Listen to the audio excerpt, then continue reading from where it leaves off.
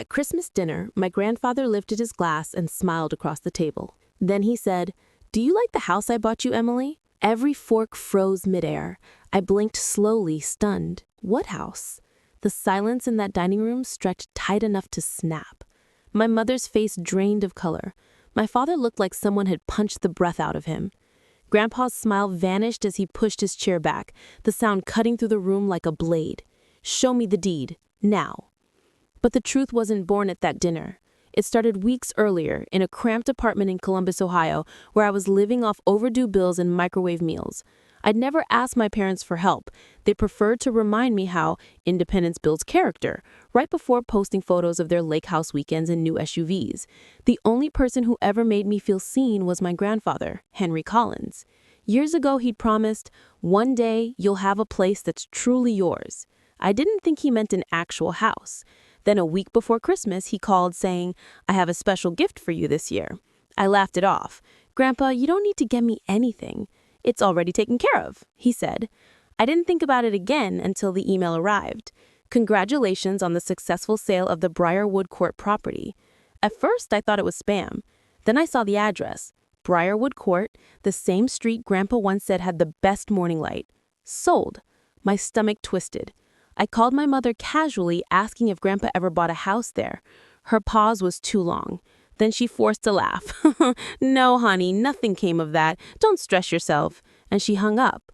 That was the moment I felt it. Not confusion, not worry, fear. Not mine, theirs. I tracked the email to a realtor's office.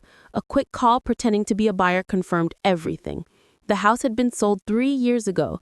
The seller's name? Michael Collins. My father. I sat still for a long time. Then I planned. 3 days before Christmas, I visited Grandpa's office. His assistant, Mara, hesitated before whispering, "He thought you'd already moved in." She handed me a folder, the original deed with my name on it, followed by a sale contract signed by my father. I couldn't breathe, but I didn't cry. I just prepared. Christmas night felt staged, the polished silverware, fake laughter, every lie wrapped in warmth. Grandpa asked about work. I answered calmly, "Not as profitable as selling someone else's house." My mother's fork slipped. Then Grandpa asked the question that tore everything open. "Do you like the house I bought you?" "What house?" I said. Mom's wine spilled, deep red bleeding across the white cloth. Grandpa demanded answers. Documents were brought out. His attorney laid everything bare. "This is the original deed purchased for Emily Collins, and this, sold by Michael Collins without her knowledge." Grandpa's voice cracked. "You sold her future." My father tried to defend himself. My mother begged, but when Grandpa stood, the room shook. "From this day forward, you do not speak for her again." He placed a silver key in front of me. "It was meant for you. It is still yours." I picked it up, cold and trembling in my hand. Later that night, I stepped outside into the snow, whispering to myself, they wanted me to earn my life, and I just did. Days later, Grandpa handed me a new deed, my name restored, my parents removed from every decision that once belonged to them.